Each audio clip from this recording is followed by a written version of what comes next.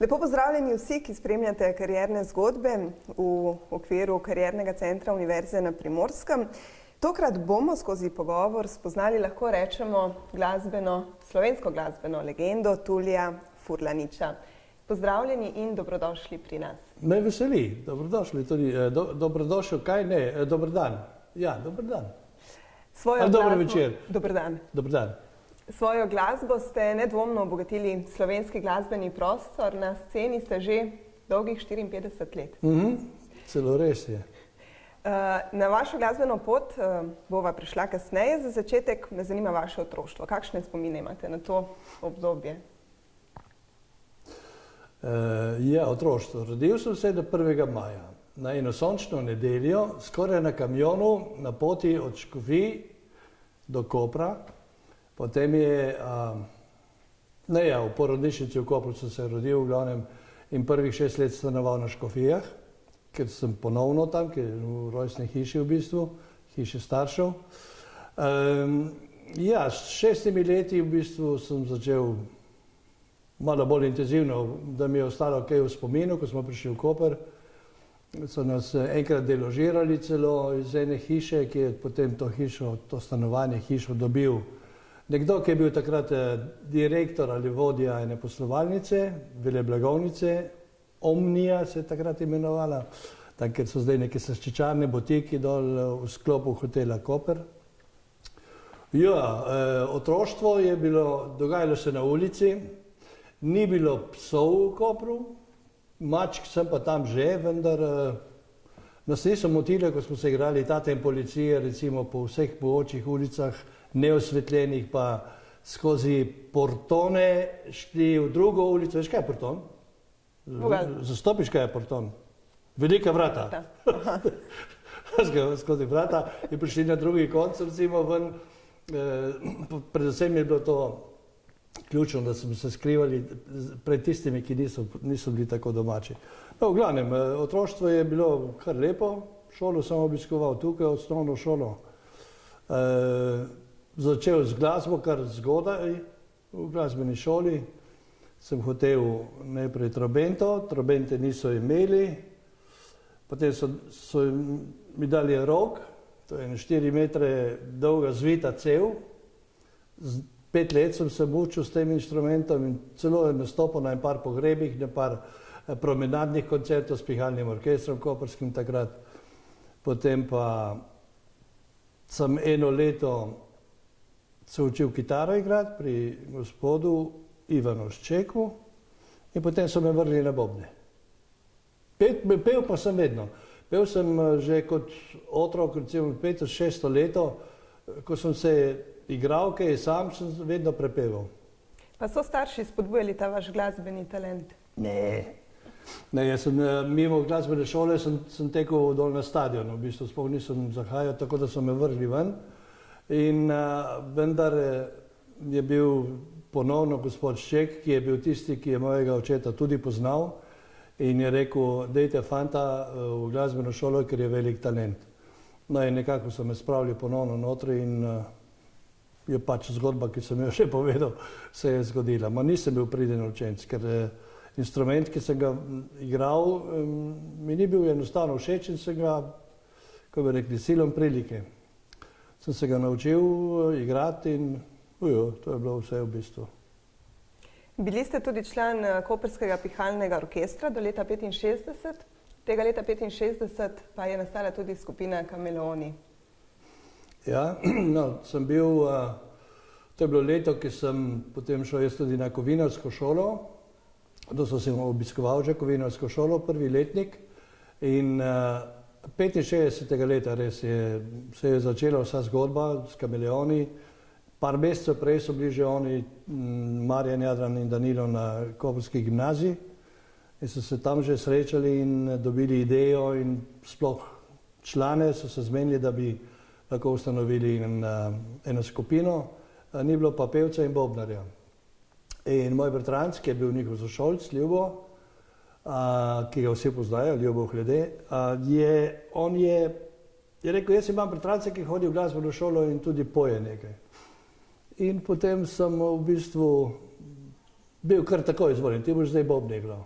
Ja, in audicija za bobne je bila, če znam narediti te gibe, si bo z desno toč, z levo drsati in potem bo obratno. No, to sem znal in potem so ugotovili, da ja, ta bo bobnar.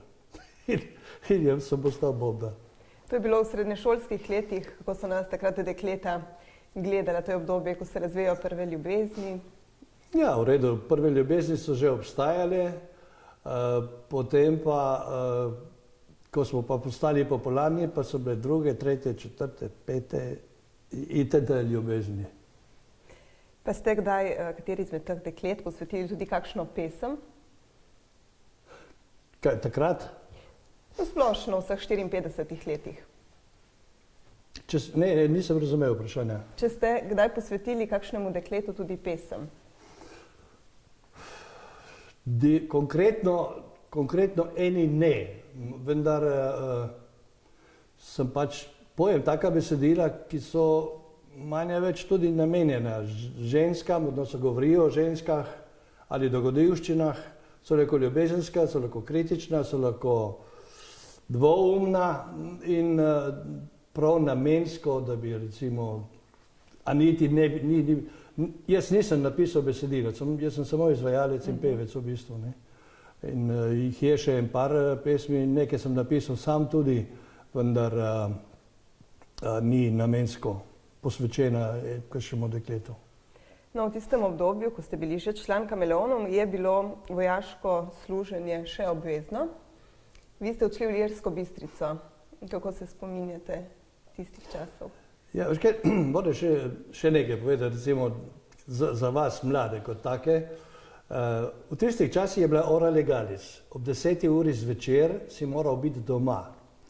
In ker če so te dobili profesori ali učitelji zunaj v isti gostilni, je bilo zelo kočljivo za dobiti kakšen opomin ali ukor. Tako da je bila ora legalis ob 10. doma, medtem ko danes ob 10. se komaj prebujajo, grejo po tuš, ob 11. počasi grejo, kam bomo šli ven, najprej na parkirišče, sprazniti en flaškon vina in potem v lokale bilo kam jeti na neke žurke. No, to je ena velika razlika bila. In kaj je bilo s Kameleoni že? Služenje vojaškega roka? Ja, služenje vojaškega roka. To bi jaz spet uvedel, ker je zelo potrebno, ker mladina živi trenutno, mislim, jaz imam tak občutek, živi v anarhiji. Dela vsak, kar hoče, mu ni sploh mar, ni nobenih kazni več. In vojaški rok si pa vsaj tisto leto, pol leta ali pa eno leto in pol imel nekoga nadrejenega, ki si moral izvrševati ukaze, biti discipliniran. Si se naučil enega reda, sam si prati spodnje perilo, nogavice, pa tudi ožati hlače na roko, recimo, ki so bile vse preširoke takrat, kot uniforme. In je vojaški rok je zelo koristna zadeva bila, čeprav je nesmiselna v smislu mira, vojne in tudi. Vojne so tako in tako odvedno bile in so brez veze. Da se nekateri obogatijo, v bistvu so vojne. Ja, in so pa tudi igral v Ilirski Bistrici, še danes so to starejši, mislim, moji letniki, ki so tam hodili na ples, še vedno vedo, poznajo to zgodbo in te plese na Vidmu. To je bil oficirski klub. Iz vojske ste se vrnili leta 1969 in takrat ste postali del zasedbe Faraoni. Ja, no, čisto na kratko, ko sem prišel iz vojske, je bila še ena zadnja zasedba Kameleonov in kvartet z kitaristom Milarjem iz Trsta. In smo imeli še en nastop v San Simonu na plaži. No in potem Jadran je odšel v Italijo in mislim, skupina se je res takrat dokončno razpadla, Kameleoni kot taki, in sem pristopil k Faraonom, kjer je pa že Marjan igral. To je bilo decembra meseca 1969 in smo začeli igrati potem. Kateri je bil takrat najbolj znan komad Faraonov? Ga ni bilo. Faraoni niso, mi smo igrali takrat v bistvu samo coverje, underground psihodelično glasbo, ne vem, takrat so prihajali ven Blossom Toes, Uriah Heep, Black Sabbath, Deep Purple in take skupine, Emerson, Lake in Palmer, smo te stvari, to glasbo preigravali. Šele po enem letu, ko smo bili skupaj, je potem nastal Figov list, Berač, pa Matra, ki je šla tudi, so išli tudi na plošči majhni in to so bili v bistvu, to je bila v bistvu prva plošča Faraonov in smo pa kar posneli nekaj danes tako imenovanih videospotov. V črno-belem kot tudi v barvi in kaj je bilo še neki prve opeca v Ribu, se mi zdi, je nastala potem nekoliko kasneje. In jaz sem potem pa že 72. leta odšel pa v Nemčijo. Ravno tako ste dali, tako ravno to. Ja. Ste odšli s trebuhom za kruhom, če lahko tako rečeva, in sicer v Nemčijo. Ja. V redu, Nemčija, tam je bilo manj več ustaljeno, tam sem se oženil tudi. Sem stanoval 12 let v Aachenu, to je univerzitetno mesto na tromeji Belgija, Nemčija, Nizozemska in 12 let v Nürnbergu.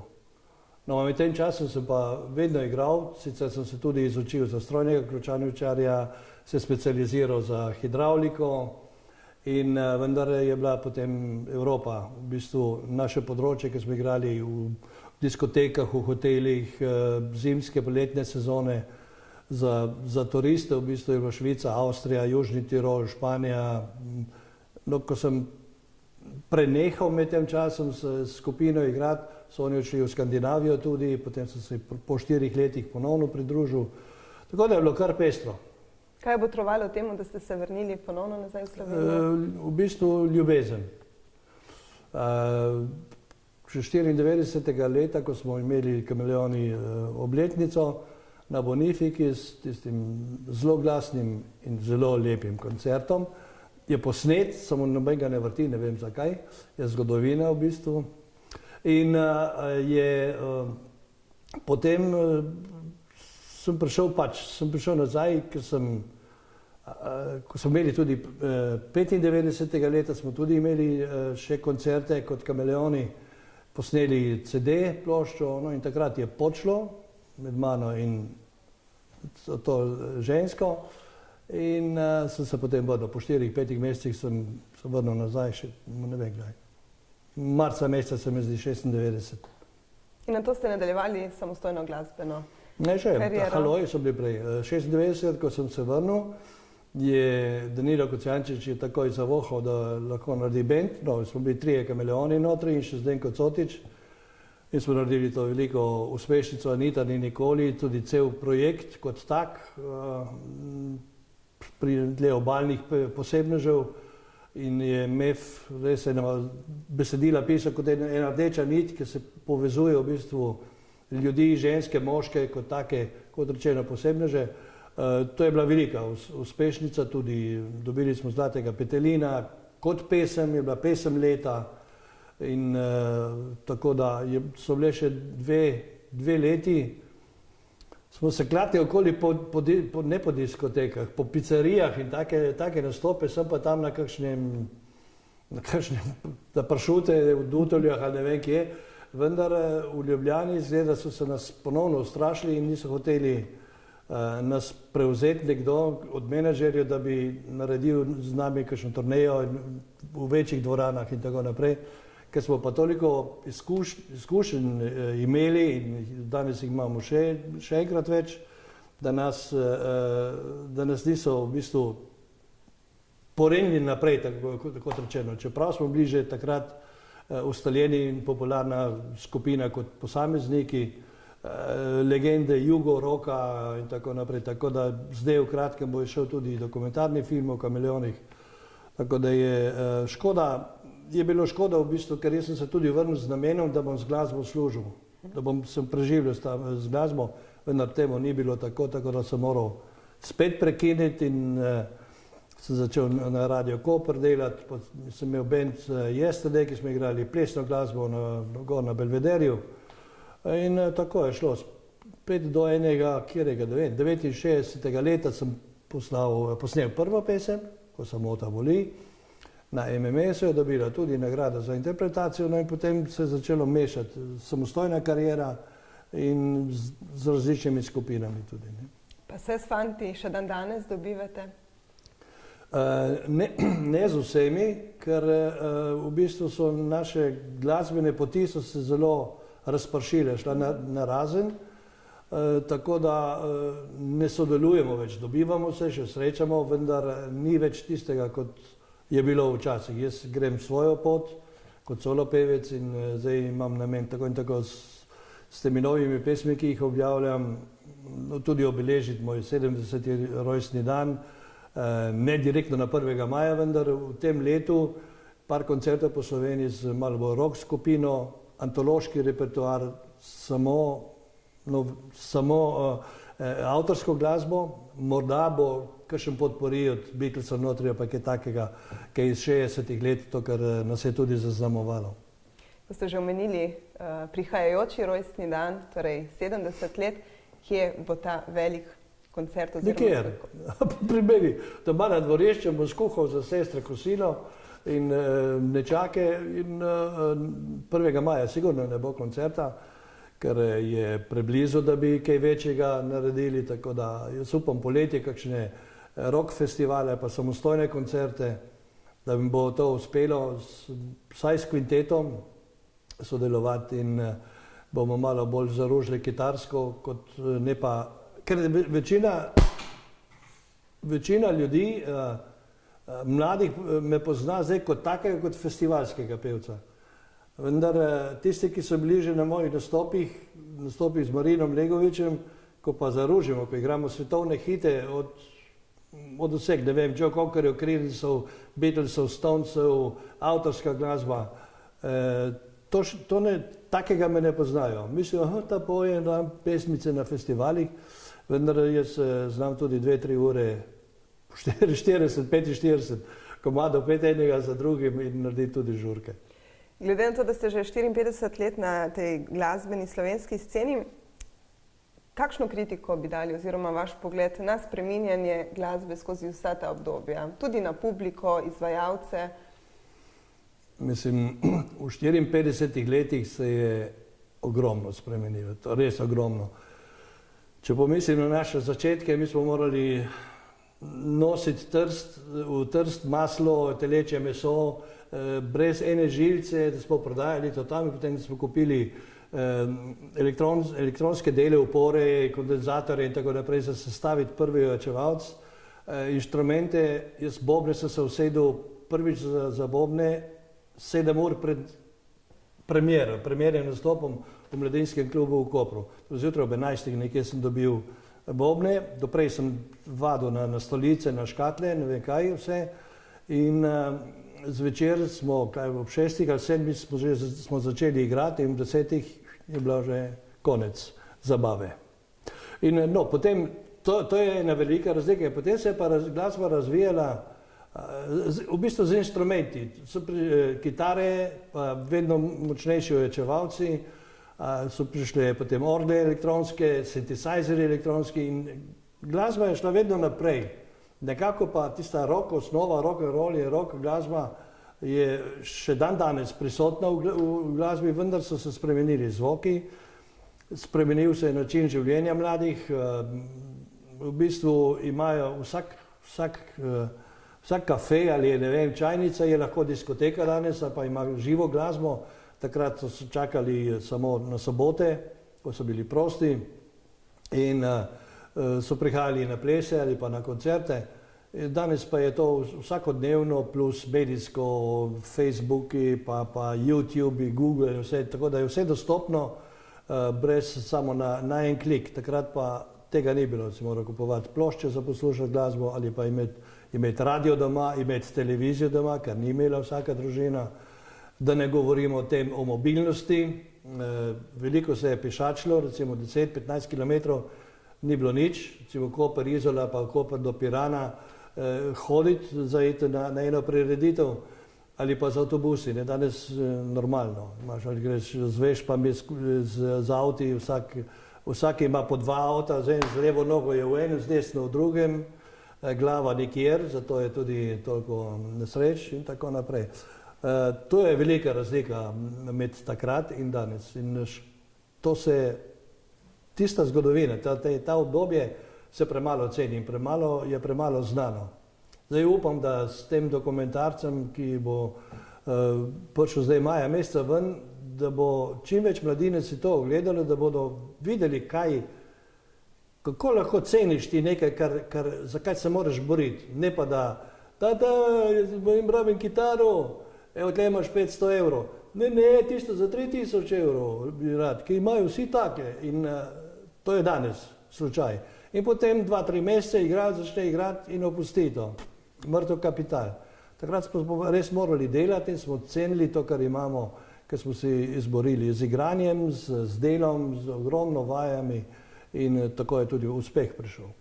Tudi publika verjetno se je takrat znala na drugačen način. Ja, publika normalno, sem že omenil, ker je, danes imaš vse vizualno na televiziji, so prireditve skoraj da vsak dan, takrat je bilo samo enkrat na teden ali pa velike koncerti parkrat na leto in se je publika veselila teh dogodkov. Enostavno so prihajali tam, se